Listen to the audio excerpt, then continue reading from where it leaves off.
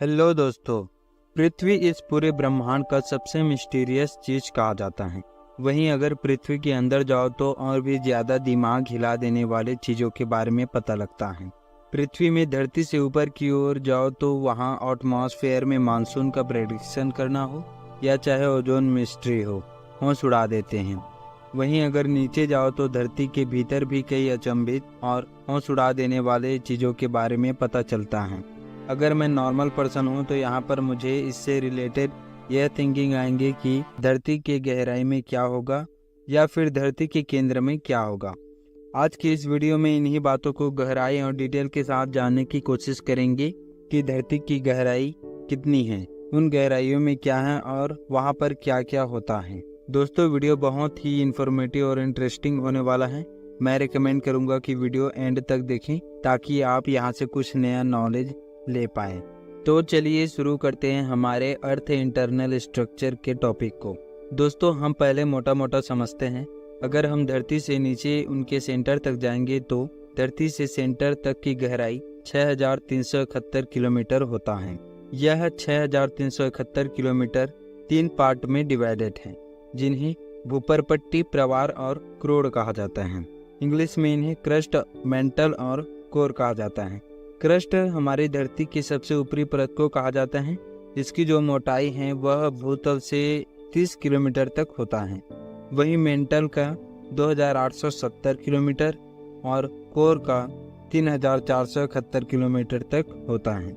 यहाँ पर कोर को 2 पार्ट में डिवाइड किया गया है, आउटर कोर और inner core. Outer core 2250 kilometre और इनर कोर 1221 किलोमीटर का है। दोस्तों, यह तो हो गया उनके लेंथ के बारे में। अब बात करते हैं उसके अंदर के बारे में कि क्या पाया जाता है उनके अंदर।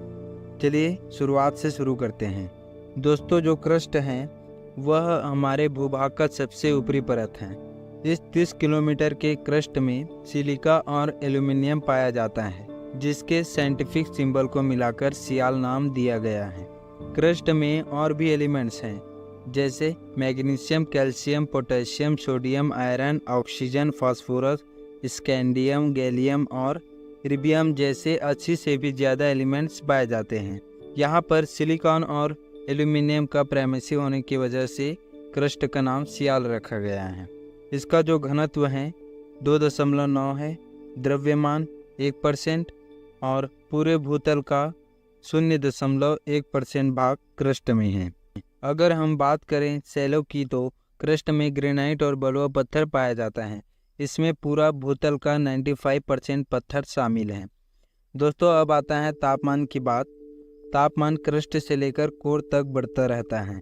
तापमान की बढ़ोतरी केंद्र की ओर जाने तक हर 1 किलोमीटर पर 35 डिग्री सेल्सियस तक बढ़ेगा। इस प्रकार से अगर हम क्रस्ट के एंड में जाएंगे तो वहाँ का तापमान 200 डिग्री सेल्सियस से 752 डिग्री फ़ारेनहाइट तक होगा, जिससे वहाँ की जो सेल और पत्थर हैं तापमान के दबाव के कारण और अधिक ठोस हो जाते हैं। दोस्तों, अब आते हैं हमारे सेकंड लेयर में, जिसे मेंटल कहा जाता है। यह हमारे धरती के द्रव्यमान का 67% है। घनत्व 3.3% और आयतन 84% है। इसकी मोटाई 2870 किलोमीटर की है। मैंने वीडियो के स्टार्टिंग में आपको बताया। इसको भी क्रस्ट की तरह नाम दिया गया है, सीमा। इसको सिलिका और मैग्नीशियम के प्रेमेसी के कारण यह नाम दिया गया है। इसमें और भी एलिमेंट्स हैं, एल्यूमिनियम, कैल्शियम, होमलियम, टर्बियम और कैडमियम जैसे 50 से ज़्यादा पाए जाते हैं। यह जो एलिमेंट्स हैं 1% से 0.001% तक पाया जाता है। दोस्तों, अब इनके तापमान को जानते हैं। इसका क्रस्ट एंडिंग और मेंटल स्टार्टिंग पॉइंट पर 1000 डिग्री सेल्सियस से 1832 डिग्री फ़ारेनहाइट तक होता है।